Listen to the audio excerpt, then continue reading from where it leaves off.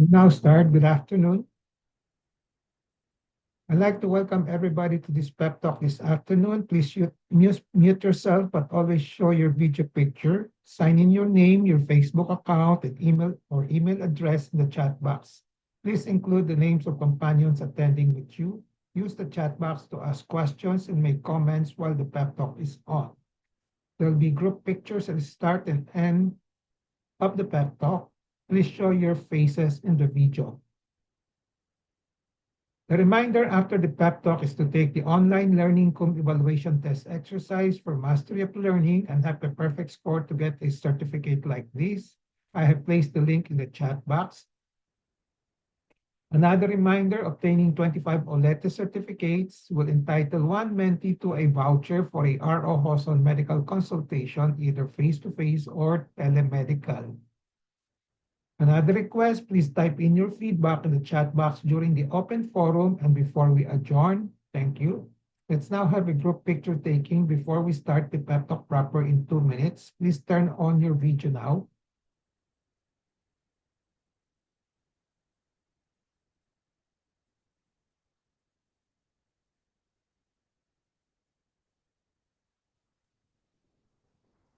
Okay. 1, 2, 3.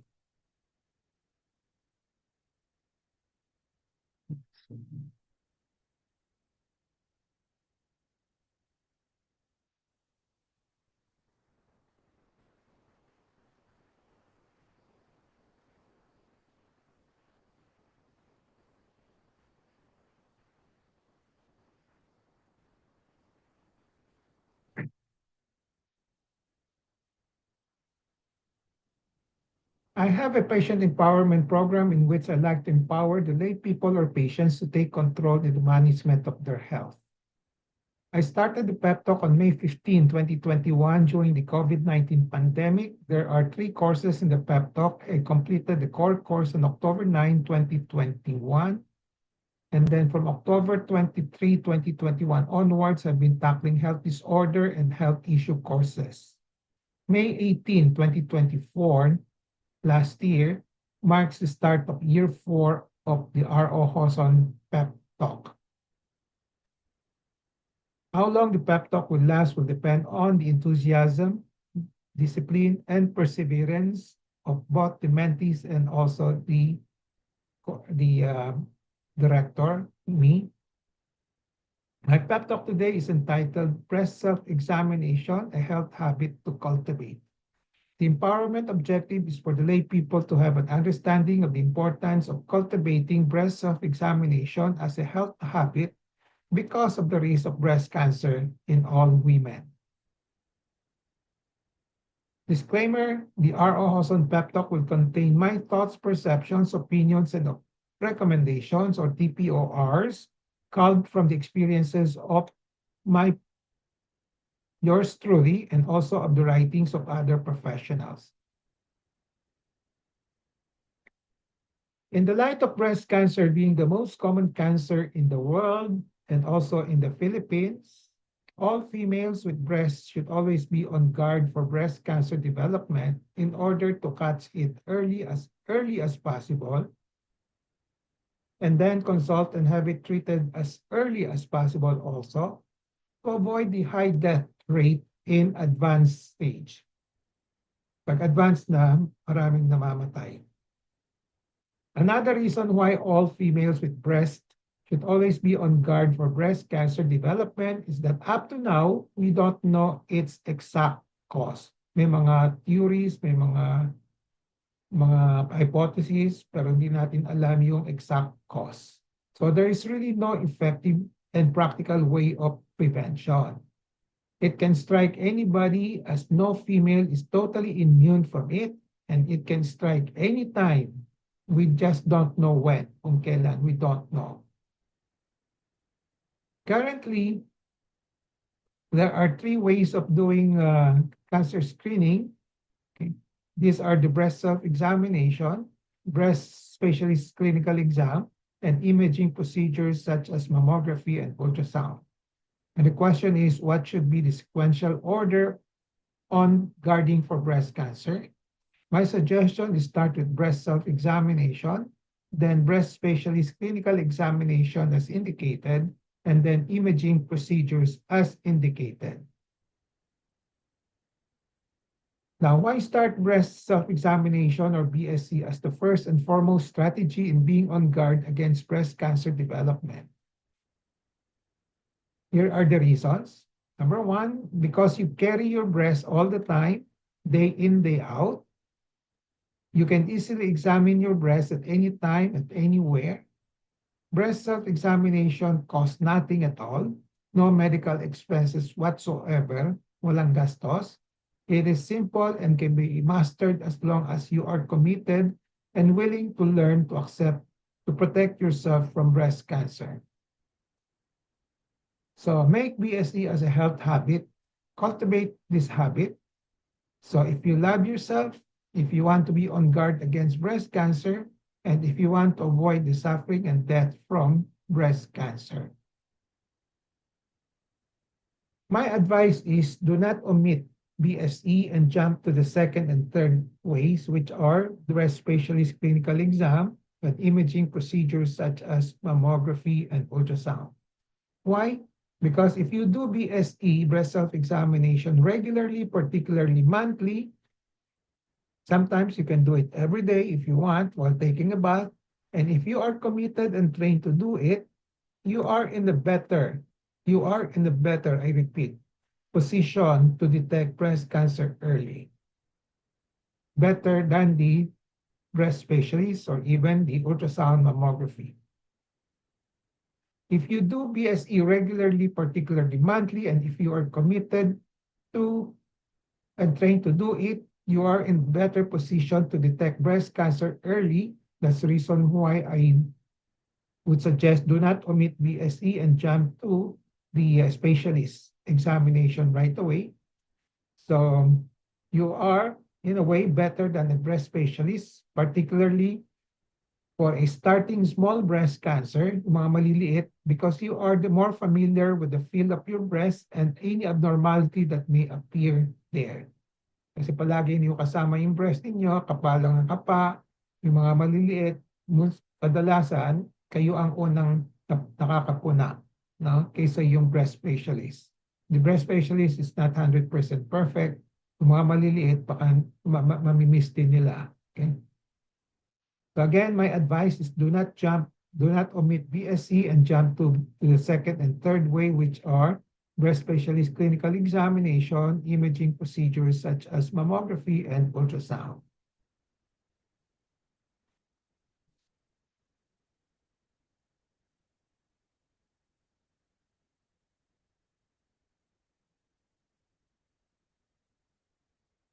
Again, why not omit BSE? Because you have more opportunities to feel and palpate your breast daily. Again and again, ulitin lang ulitin every day if there's a need to do it.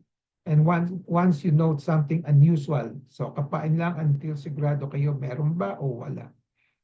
A breast specialist does not have this advantage.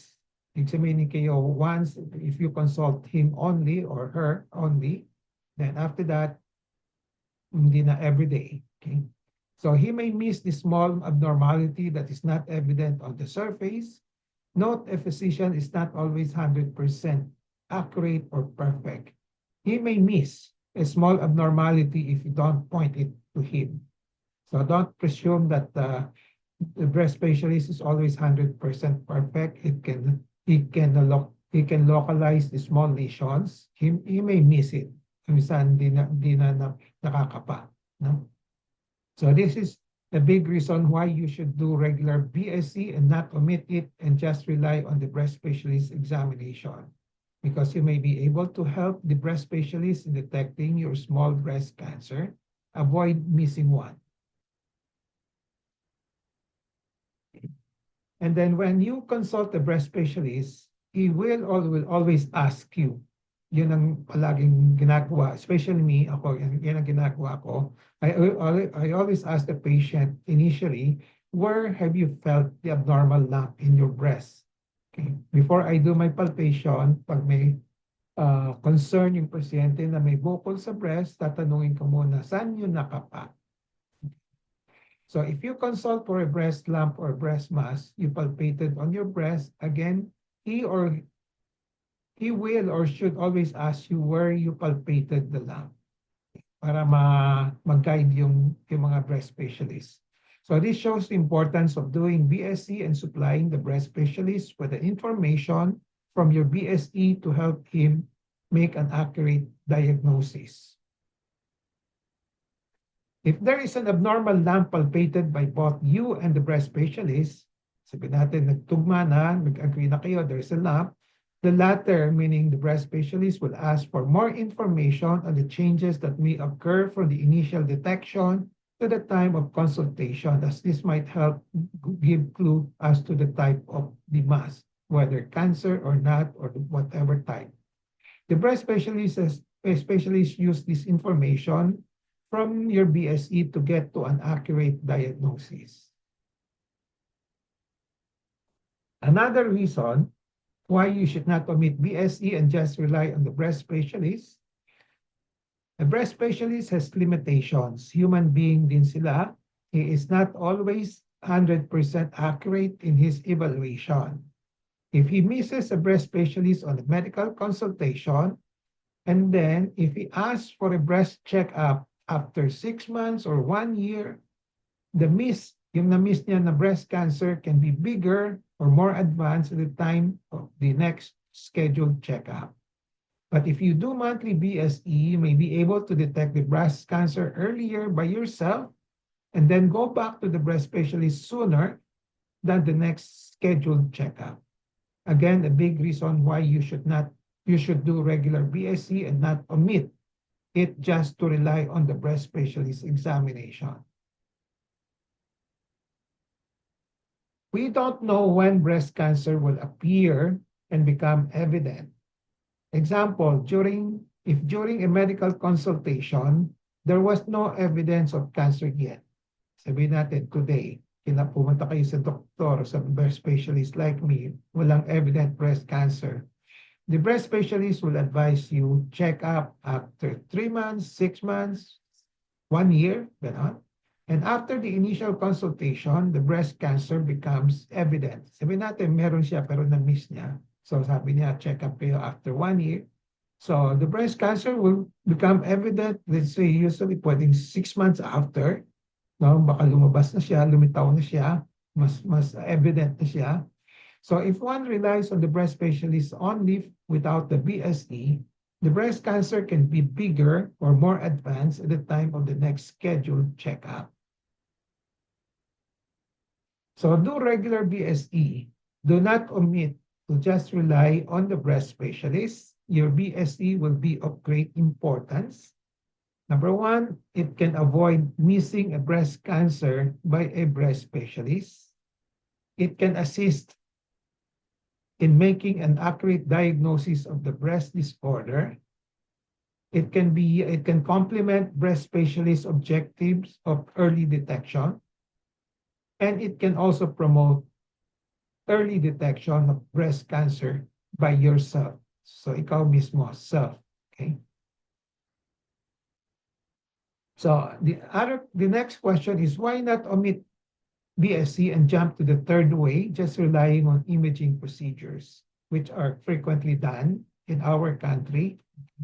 So if you do BSE regularly, particularly monthly, if you're committed and trained to do it, you are in a better position to detect breast cancer early and without the frequent uncertain readings. Marami dyan.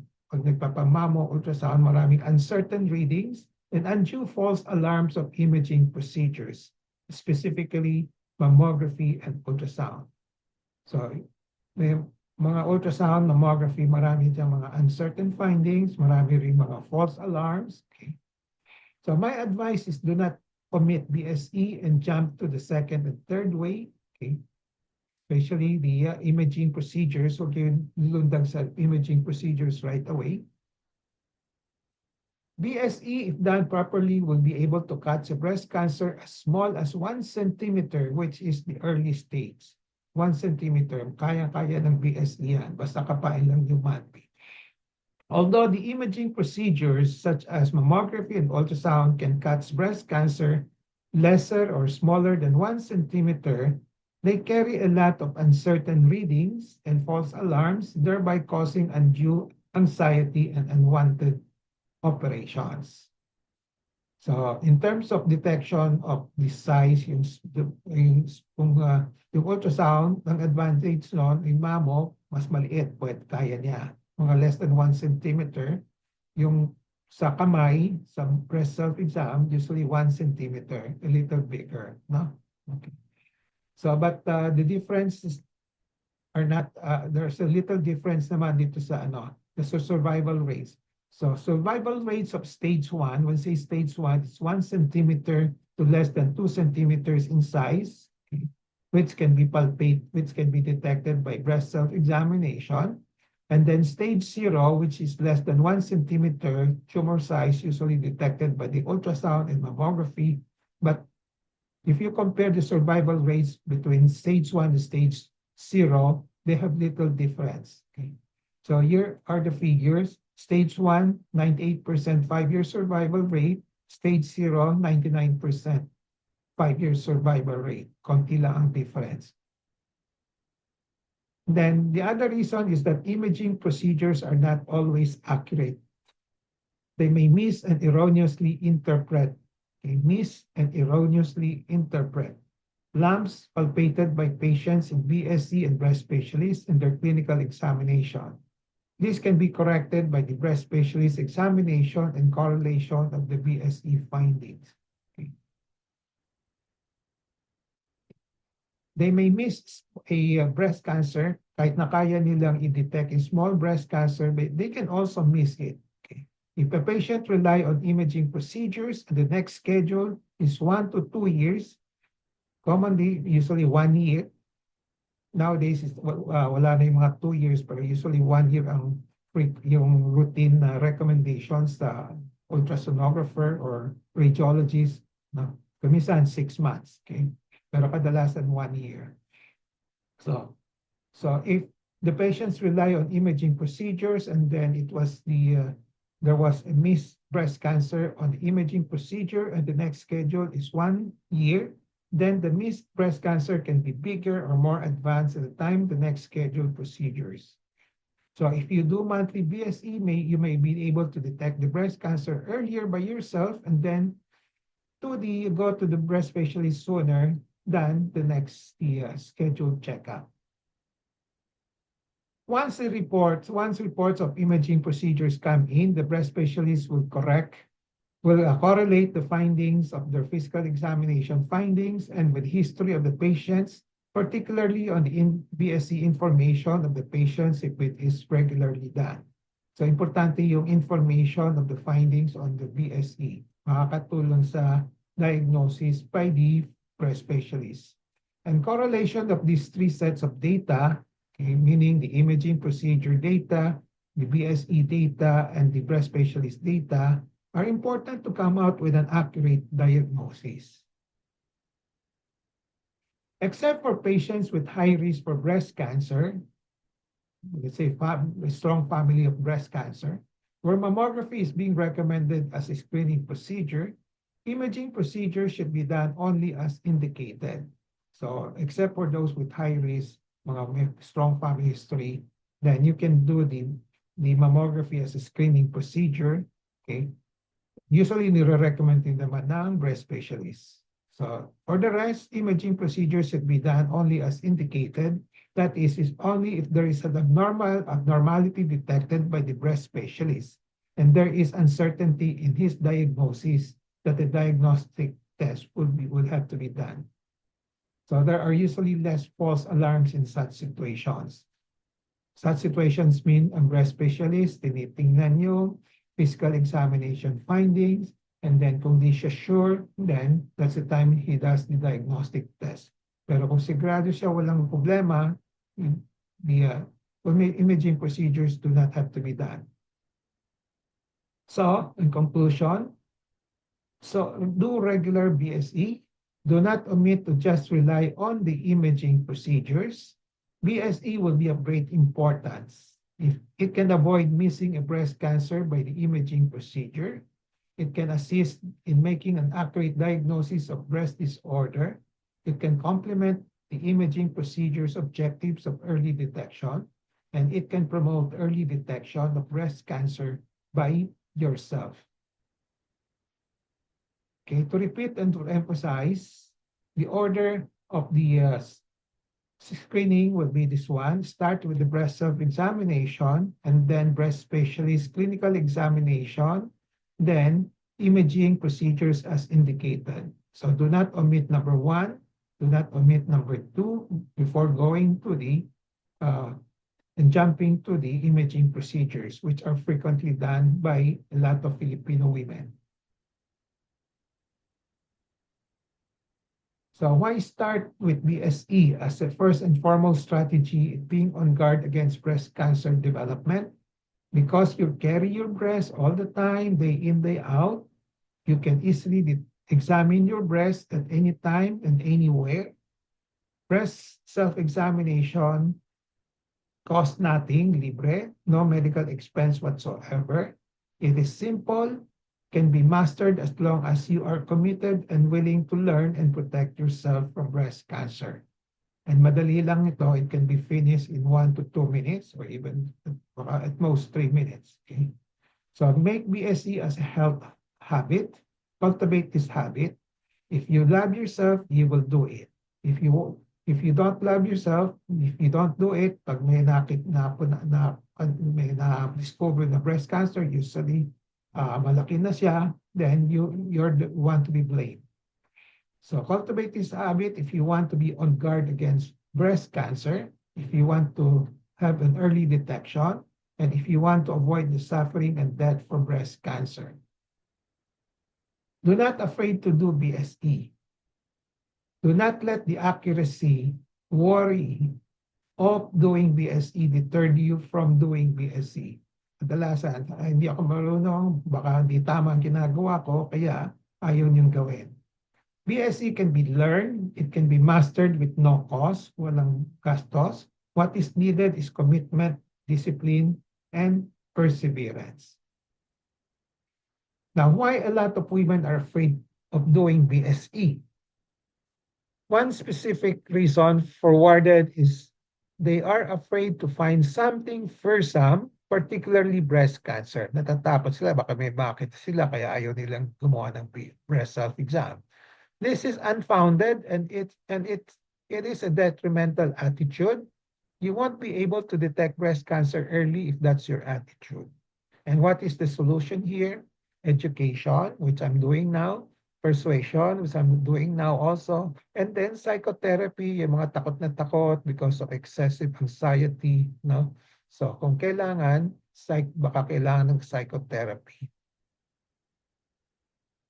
Another reason for warded is the belief that touching or palpating the breast may cause breast cancer. Pag hinahawakan lang yung breast, baka magkaroon ng breast cancer, mali rin. This is a myth that has arisen from the belief that trauma or a bump, yung nabunggo, is a cause for breast cancer.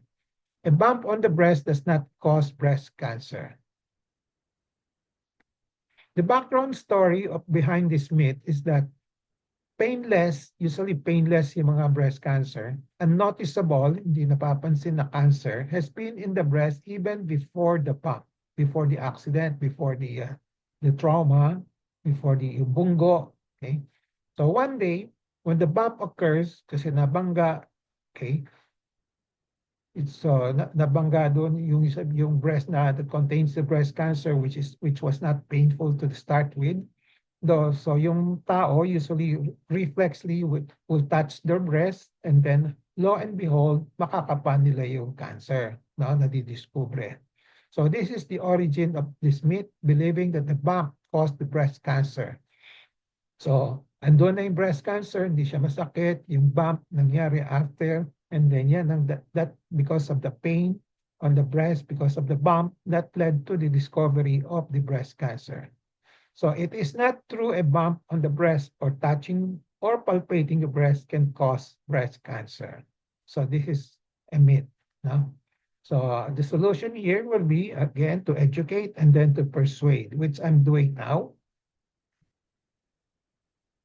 The other reasons forwarded is that they don't want to do BSE. They will say, "I because we don't know how to do it." This is a very superficial reason, but this is a very common reason presented more than the other two. Yung meet, ito yung pinaka-common. So what is the solution here? Convince the lay people of the usefulness of BSE, and once they're convinced, teach them properly, which I'm going to do. So before going to the how of the BSE, these are some essential pointers to remember. All women should start developing a habit of breast self-examination as early as age 18 as part of their preparedness program in detecting breast cancer in case one unfortunately develops in their bodies. Breast cancer is still rare in this age group, sa 18. It starts coming out at age 20, 30 to 40. So at age 18, there is already a lead time of about 10 years in developing, in practicing, in mastering BSE as a health habit in detecting breast cancer. Pero kung minsan, there can be breast cancer occurring at age 18 or even earlier, yung mga bihirang kaso. Okay. But most of the time, it occurs mga age 30 to 40, starting at that age. No? So mas maganda at age 18, start practicing or doing BSE, cultivating it as a health habit. Then do it for the rest of your life. BSE consists of two parts, inspection and palpation. When you say inspection, you look at anything unusual on the externals of the breast, on the outside, on the surface of the breast. And then palpation, you try to feel the breast for any abnormal mass. So inspection and palpation, essentially, these are the two things that we do in breast self-examination. In palpation, one has to differentiate lumpy breast tissue from a real mass, which is medically called as a dominant mass. A dominant mass is a more or less round and oval lump with a feel that is different from the surrounding normal tissues. If there is a palpated dominant mass, automatically it is considered as a red flag, meaning hindi pa naman cancer, but it means that there is a need for further investigation. Here is an illustration. I'll enlarge it here. Okay. So ito yung breast skin, nipple, and then sa ilalim ng skin, there are mga taba, fatty tissues.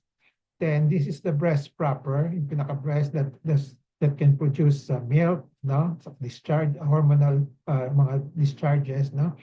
So yung surface dito ng breast itself, it's usually not, hindi siya smooth na one straight line. Maraming baku-baku dyan. Okay? Kaya it's usually because of hormonal, these are due to hormonal changes, no? Kaya baku-baku siya. We call it lumpy breast surface. Lumpy. This is normal. Normal pa rin yan, no?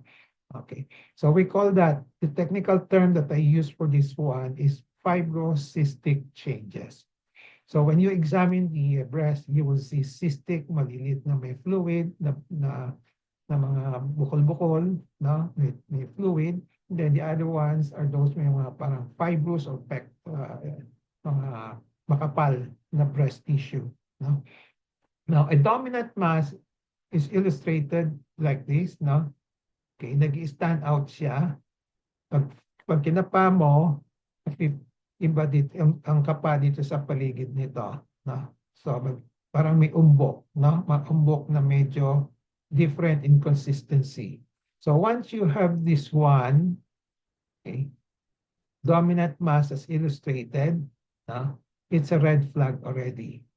Ang pagkapa dito sa breast, usually use the flat of the fingers, no? Hindi yung dulo ng finger, no? Kasi pag dulo ng finger, yung mga bako-bako rito, mami-mistaken ninyo na baka ito dominant mass. So use the flats of the fingers to palpate your breast, to look for this one. Like if you use the flats of the fingers, you are able to palpate this one, yun na yun. Dominant mass na yun. That's a red flag. You must have it consulted right away. For menstruating women, it is usually advisable to do BSE a few days after the last day of the mens to avoid the hormonal swelling of the breast tissue during mens being mistaken for a dominant mass. Kung minsan may swelling yan because of the mens, na baka malito kayo, na baka sabihin nyo, dominant mass, no? So this is aside from avoiding discomfort induced by palpating the breast that is usually sensitive during the time of menstruation. Yeah, usually ang advice is to do it mga few days, mga 5 days, 7 days after the last day of your mens. For non-menstruating women, it is usually advisable to just choose any day, either the first day or last day of the month for doing a monthly BSE. This is for ease for matandaan, ease of memory. Na? Kasi wala nang mens to guide you. To guide the non-menstruating woman, just choose one day, either first day or last day of the month. Okay. Now, the first goal of the BSE is to look and feel for anything unusual. Anything unusual, yan ang pinaka-goal naman. You don't have to memorize ano ba yung sakit, no? So just look for anything unusual. Once something's unusual is found, either it is closely monitored or for persistence, or it is brought to the attention of the breast specialist already.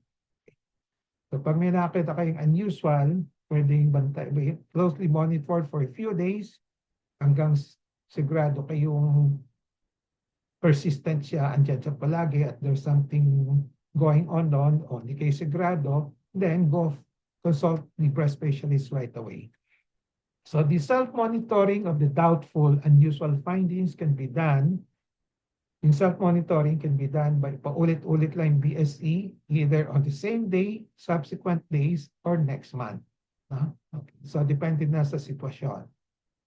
The second goal of the BSE is to try to interpret the unusual findings as much as possible.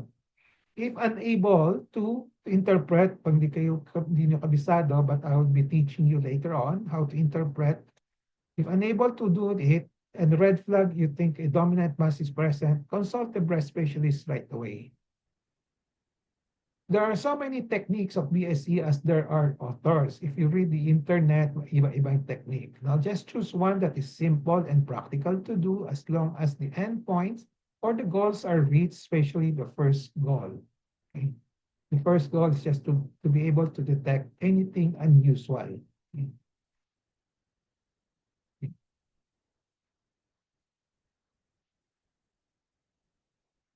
So, how to do the breast self-examination? Number one is visual inspection, just by looking. Expose the upper body. Okay. In a standing position, face a mirror to view the entire chest and breast. Okay. You can do it in the bathroom or you can do it in your room. Okay. The more practical place to do it is probably in the bathroom while taking a bath. Pwede rin. No? Okay. Then with both arms down and then raise over the head, look for anything unusual on the breast. Ito, kamay, nakababa, isa nakataas. Just look for anything unusual. Nakaharap ka sa mirror. No? So look for changes in the contour. Okay, ito yung dapat ganito yung normal contour, dapat symmetrical. No? Pero dito sa pasyente nito, there's a distorted contour dito, medyo mataas dito, no? Okay. So look for changes in the contour of the breast and the armpits, no? Such as bulge, skin dimpling, and flattening. So ito may konting nakaangat ito, hindi siya pantay, no? So ito naman, nakita niyo may sugat dito. Okay. So there's unusual changes on the skin of the breast such as redness and lesions. Okay. So this is unusual. Wala sa kabila. Dito meron. So abnormal ito. Dapat i-consult right away. Then after looking, palpate. Okay. Manual palpation means you feel. So in the standing position, if you want to palpate one breast here, one at a time. So you raise the one arm on the same side. Okay. So then you use the flats of the fingers. You can use two to three or three to four fingers at a time. Okay. Of the other hand, gently but firmly palpate. You press on the breast wall. Okay. Okay. All around. Okay. With the arm raised. No. Okay.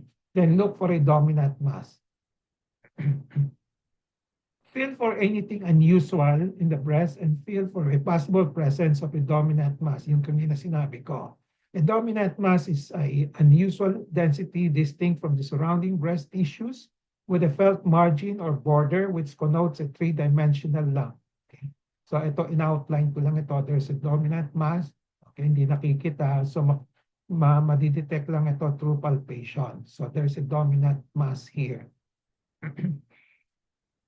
Then when you palpate, make sure to cover the entire breast, okay, by going through one quadrant at a time until all the four quadrants are covered, okay, are covered lahat.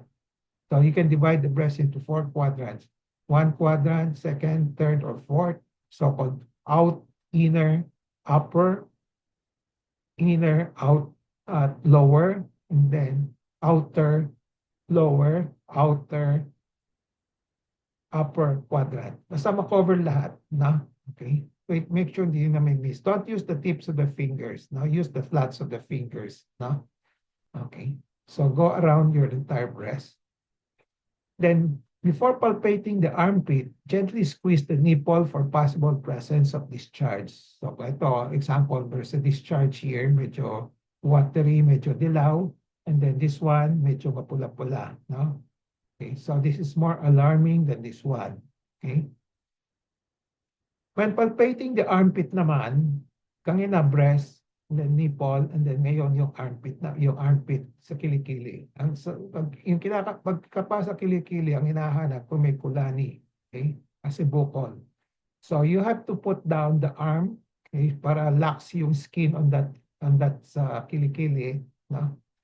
Okay. Place the palpating fingers initially in the uppermost portion of the armpit. So yung pinakatuktok doon, ilagay yung mga daliri ng isang kamay, no? And then gently and firmly press a glide against the chest wall, yung ribs ninyo, no? And glide the fingers downwards to feel for anything unusual. Okay. So usually lymph nodes, andyan yan, mga tinatawag na kulani, no? Okay. Repeat the same procedures for the other breasts. Okay. Kanina, we started with the right breast. Ngayon, left breast naman, yung kamay nakataas. Huh? So, interpretation of findings. Okay. Findings, number one will be, is there a dominant mass or not? Okay. Ito yung picture ng dominant mass. If there is a dominant mass, then it's a red flag. So, kung walang dominant mass, found on physical examination in patients complaining of a breast mass and patients coming for a breast check. Sabihin natin na pumunta kayo sa akin, sabi na may bukol, pero kinapa ko, walang dominant mass. I will tell you, don't worry. No? It's normal, and I will just call it fibrocystic changes, no hormonal changes. No?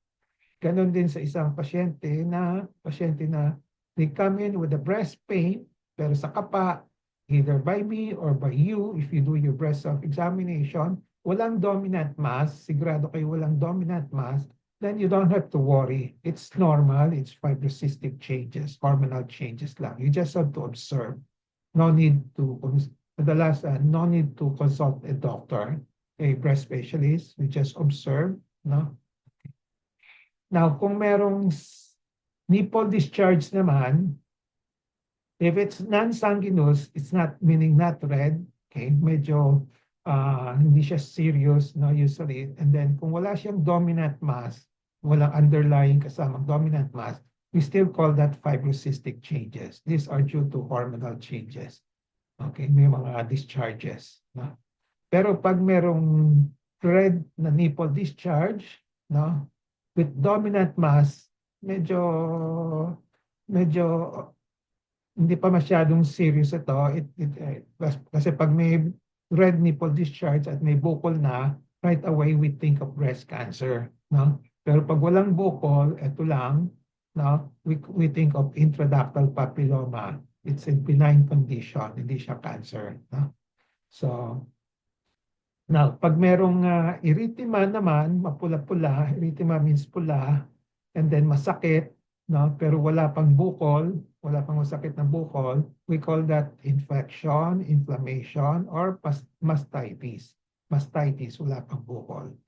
The moment meron ng bukol na may parang fluctuant, okay, fluctuant dominant mass, may nana, usually may nana sa loob, we call that breast abscess already. Okay, breast abscess.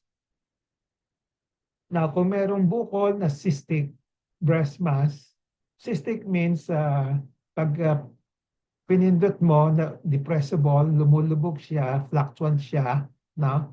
Okay, compared to solid, pag sinabi mong solid, wala siyang fluctuancy, no?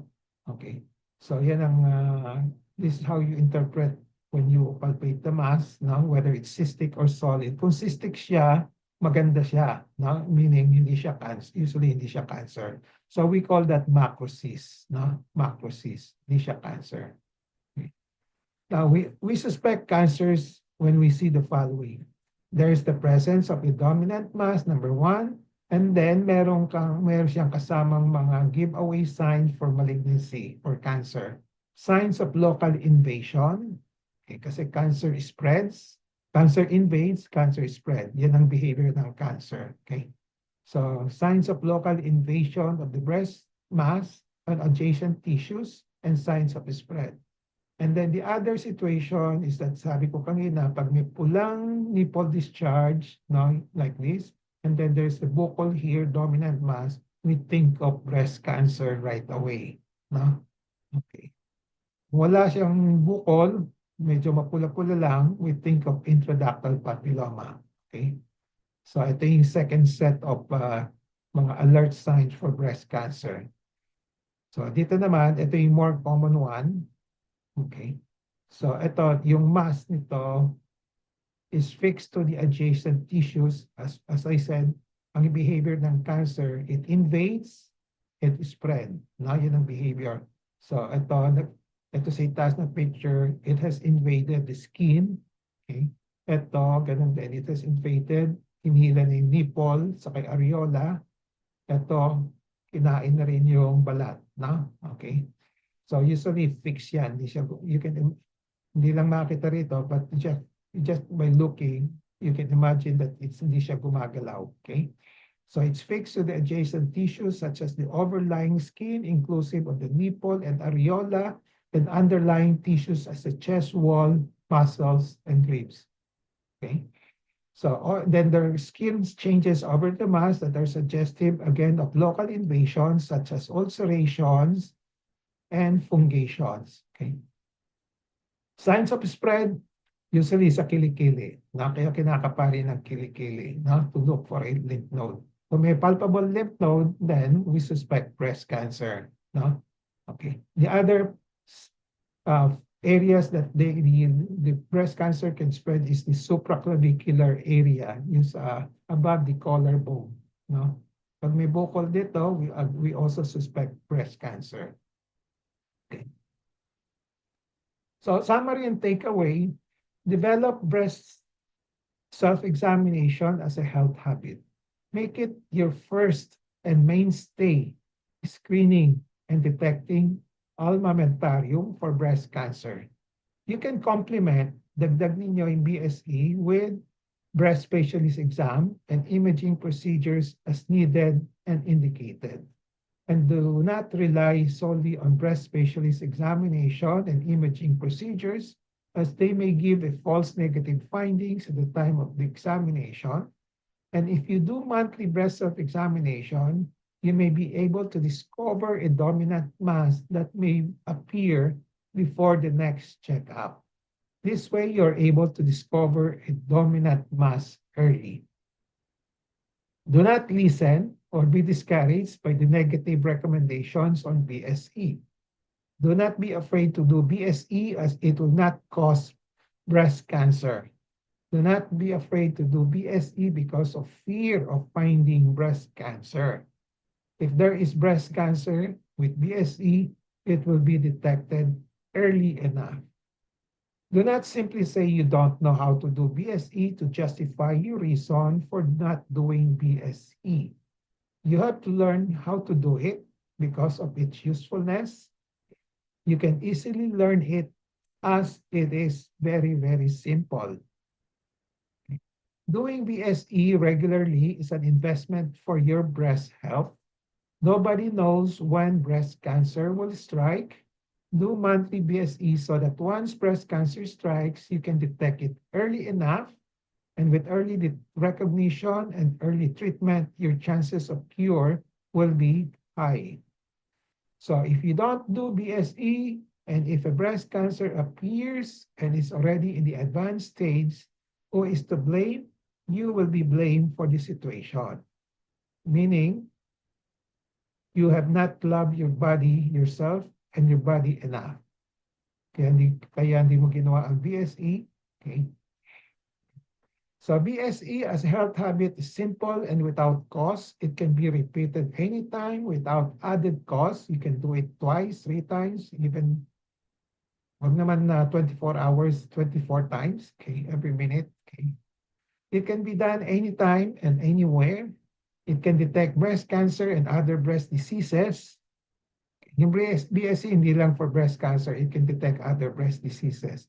It can detect early breast cancer as long as it is done regularly and properly and as long as it is reported to a breast specialist early enough. Consult a breast specialist right away once a dominant mass is detected during the BSE. So takeaway in relation to patient empowerment, be always in touch with reliable medical information on breast self-examination. Knowledge is power, it gives power. Use the 4 Ks of patient empowerment, kaalaman, kakayanan, karapatan, and kapangyarihan to gain greater control over decisions in the management of your breast health and in detecting breast cancer early in case it occurs. As I said, we don't know when it would occur. If it occurs, then madiscover nyo maaga. This ends my pep talk today on breast self-examination, a health habit to cultivate. The empowerment objective is to have an understanding of the importance of cultivating breast self-examination as a health habit because of the risk of breast cancer in all women. I hope I have empowered you to do this. So before we go to the question and answer portion, reminder, please take the Olete. I placed the link in the chat box. And then 50, okay, it should be 25 and ever here. 25 Olete certificate will entitle one mentee to a voucher for a telemedical consultation or face-to-face medical consultation. Another request, please type in your feedback in the chat box during the open forum and before we adjourn. Thank you. Let's now have a group picture taking before we start the QA and interactions. Please turn on your video now and show your beautiful faces.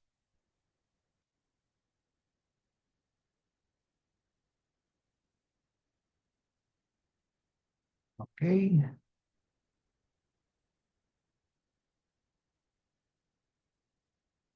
Belet, sama ka. Okay. 1, 2,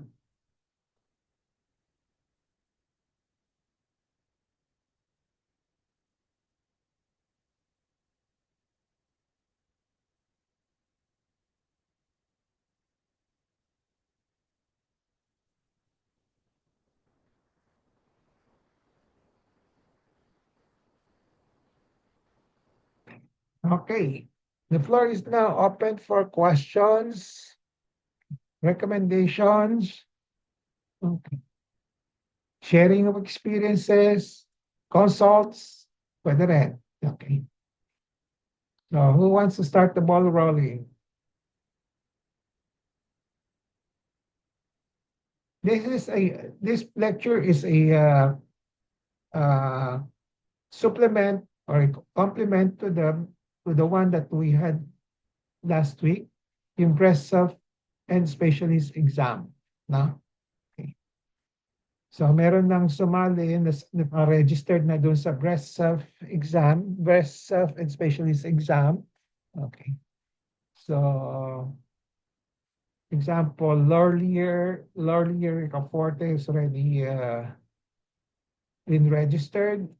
So, pag I suppose si Lorly kukunin yung exam, yung OLETE. Pag kinuha niya yung OLETE, pumasa siya. Okay. So, na-fulfill na niya one of the requirements for the rewards. No? Okay. Any questions?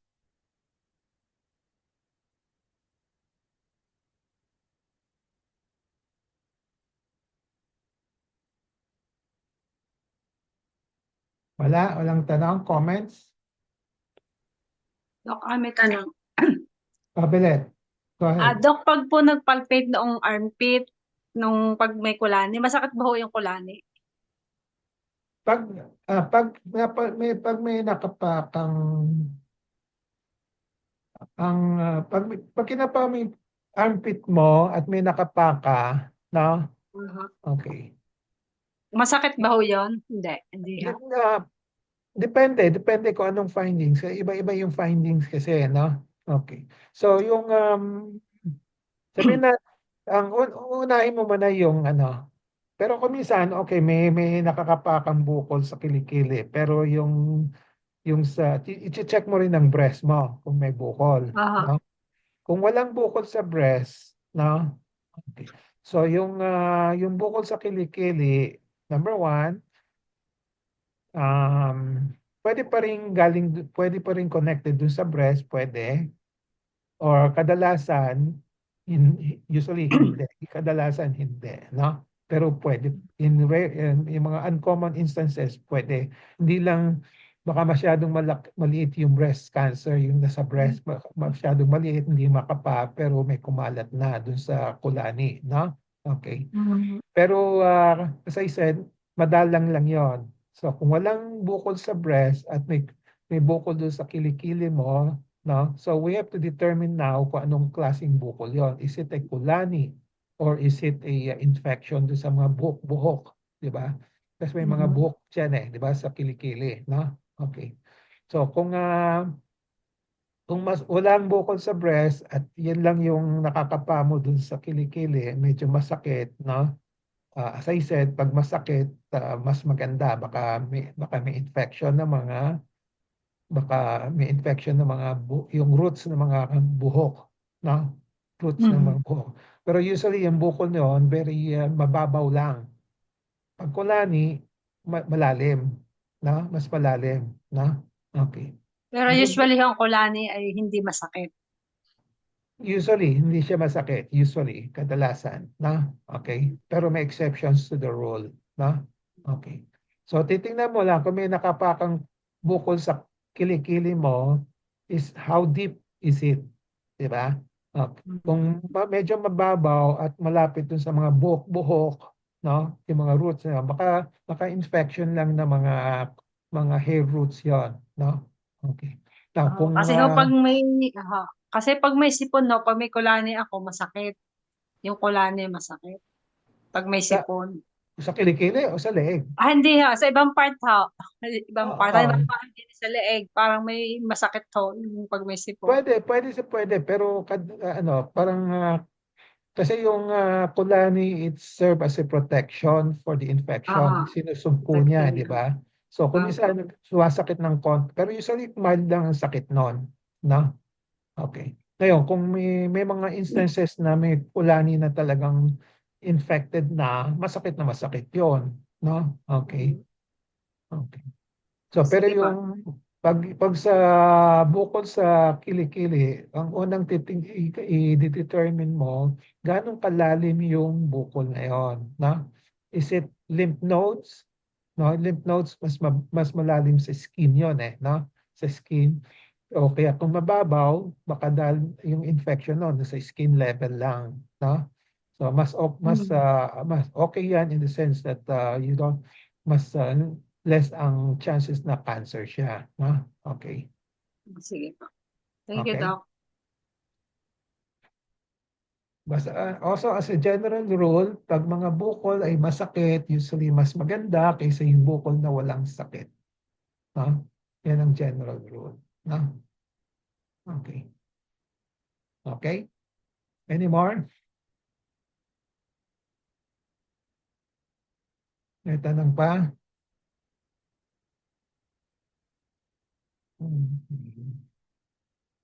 So, breast self-exam. May tanong ka?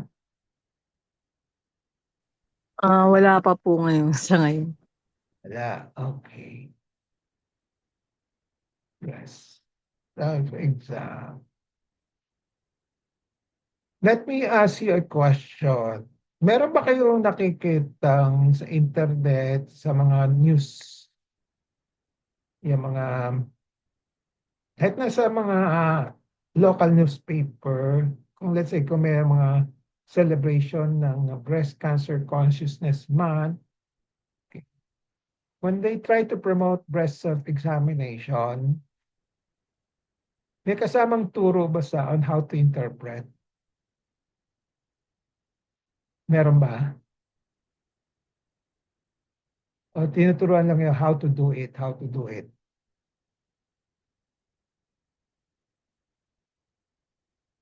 Sa mga government hospitals or even sa private hospitals, they try to promote breast self-examination. Pero usually hanggang ano lang, they will tell you you do it monthly. No? They will tell you may mga problem, may mga pamphlet sila, may konting lecture on how to do it.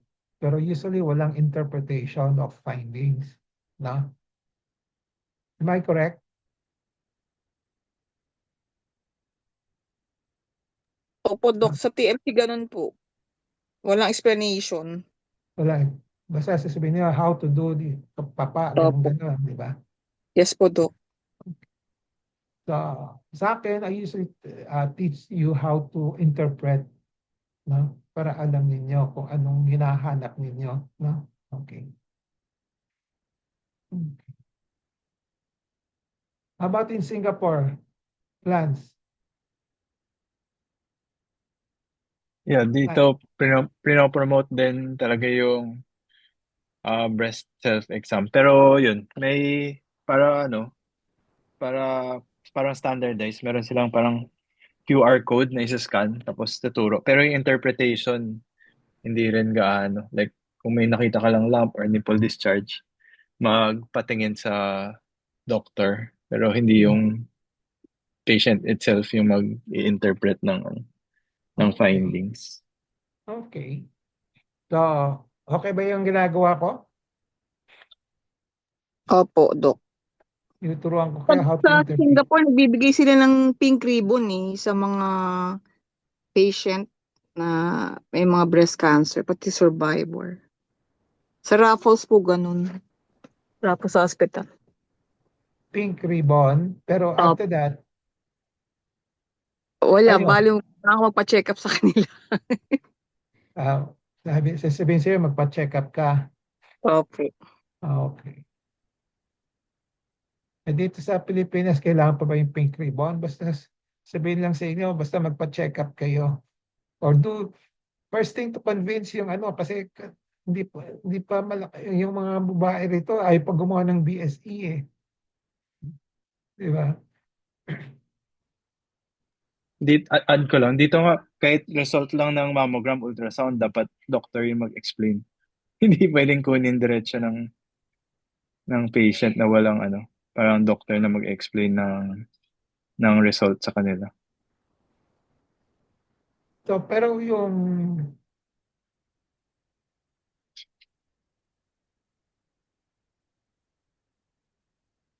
sinong nag-order noon? Yung doctor, nag-order. Okay. So Tapos once, yung result, kailangan yung doctor din yung magbigay sa kanila yung results tsaka i-explain. Hindi pwedeng yung para sa atin na parang ultrasound ka lang dito tapos kunin mo yung results. ayan, dito kasi actually, strictly speaking, yung mga yung mga laboratory, yung mga let's say, mga gumagawa ng ultrasound, dapat hindi yan tumatanggap ng request for ultrasound without the doctor's request, di ba? Referral, no? Sa Pilipinas, kadalasan, sinasabi ng pasyente, ay gusto ko magpa-ultrasound, papapa-ultrasound sila, di ba? O kaya during the Breast Cancer Consciousness Month, nag-offer sila ng mga package, sabi nila, to attract the patients to do ultrasound, mammo. So, gumawa kayo ng ultrasound, mammo combination, meron kayong discount, gano'n. So, usually, baka pagpunta nila doon, wala namang doctors sa, walang doctor's referral prescription. Kasi minamarket nila yun di ba? Part of marketing, no? Gawa kayo ng parang sale sa mall, di ba? So, punta lang kayo rito, magpamamo kayo, magpa-ultrasound kayo. May discount kayo, special sale, no? Okay. So, that's the downside of all these things. Dapat may doctor's referral, doctor's evaluation before the ultrasound, before the mammo. No? Okay. So, hindi naman kailangan i-combine yung dalawa palagi, di ba? Pwedeng isa lang, pwedeng pwede rin hindi naman kailangan, no? Okay. Kung di high risk for breast cancer, hindi naman kailangan, no? Okay. Okay. Any more questions? So for those who are not yet registered for the breast self and specialist exam, you can ask me for a copy already of the monitoring sheet, and then you can take the OLETE already, no? Okay. Ano pa? OLETE, and then just submit your monthly breast self-examination dates, no? Okay.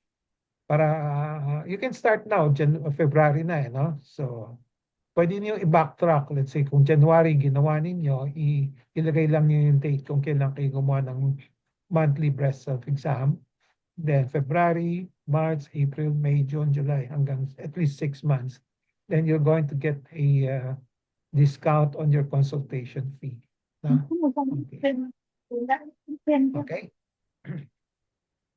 So, if there are no more questions, we'll call it a day. Okay na? Wala na kayong tanong? May tanong ka, Abet? Okay. So, if there are no more questions, we'll call it a day. We'll see each other next week. Okay? Okay. So, next week will be... I will just change a little bit, ang topic will be aging with grace. Aging with grace. No? So, itataon ko lang dun sa birthday ko yesterday. No? Okay. So, I'll make the right happen. How to age with grace. Okay? So, we'll Okay, see each belated other doctor, next happy birthday. Yeah, we'll see each other next Happy week. birthday. Thank you. Doc. Thank you po. Thank Happy you. birthday, Doc. Happy Bye-bye. weekend po. Happy weekend. Okay.